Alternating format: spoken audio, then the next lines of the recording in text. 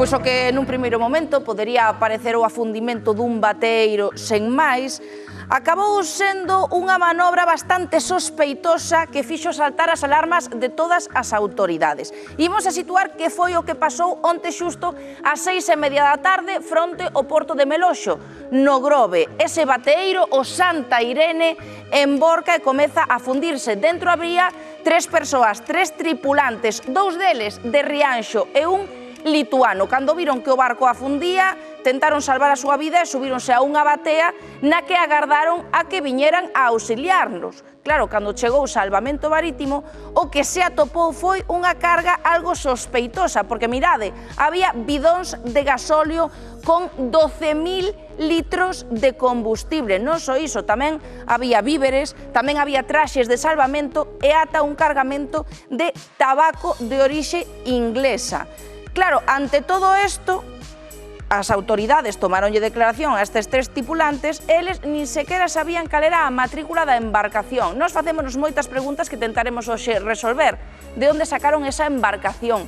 A onde se dirixía? Ía a un narco submarino que o estaba agardando e, de ser así, onde se atopa agora mesmo ese narco submarino?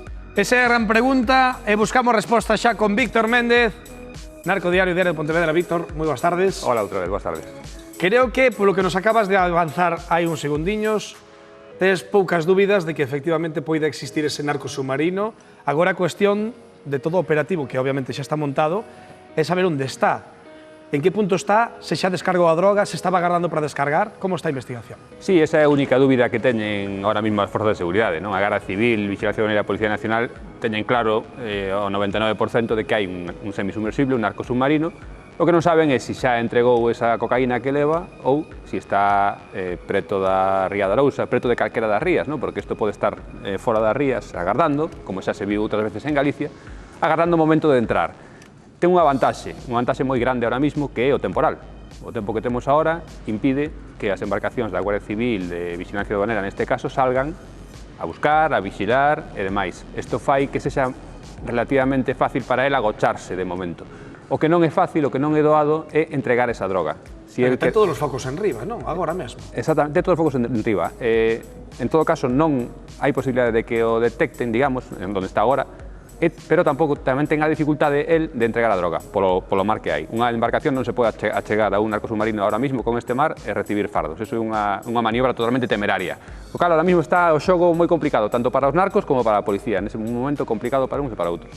Claro, ainda non se sabe seguro se xa entregou a droga, se ainda ten que entregar, pero claro, falas ti do mal tempo que hai, por exemplo, para as autoridades para ir a buscalo, pero tamén este temporal no mar afeitará o narco submarino para el desplazarse, e dicir que o mellor ainda sigue aquí ou é posible que xa marchara das nosas augas? É posible que marchara da zona de Arousa, eso sí que é posible. Eles teñen sempre varios puntos de descarga, non? Como vimos moitas veces aquí, ten varios puntos de descarga, sobre todo a zona da Costa da Morte, como vimos aí justamente un ano na zona de Muxía Camariñas, ali descargou un, na zona incluso de Muros e Novia, teñen varias zonas de descarga, cal seguramente, probablemente estea buscando outra salida.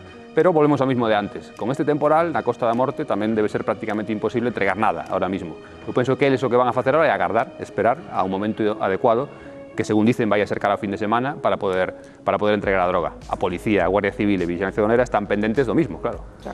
Víctor, imos ao detonante de todo isto, que foi ese barco que ven con 12.000 litros de combustible, 12 metros de eslora, son de terra dentro, en friol de barcos non temos ni idea, pero mi madriña parece unha total loucura, 12.000 litros, estes bidóns nun barco de 12 metros de eslora, polo medio da ría con estas 3 persoas que creo que tampouco tiñan moita idea de navegar.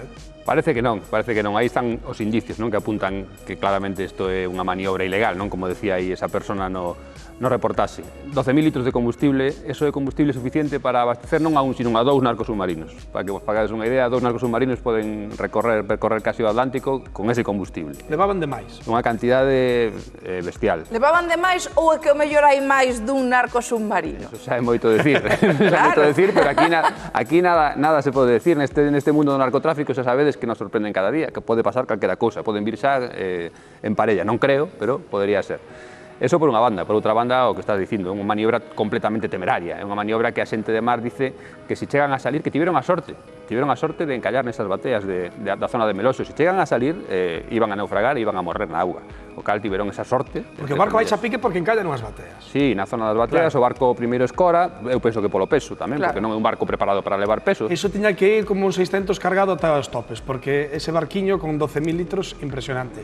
Víctor, agora seguimos falando, pero precisamente estamos agora mesmo na procura dese suposto narco submarino que estaría preto das costas galegas, aí o imos deixar. Xa nos estamos acostumando, pero en 2019, Alán Aldán aparecía o primeiro narco submarino facendo unha travesía suicida para traer 3.000 kilos de cocaína. Ese era o primeiro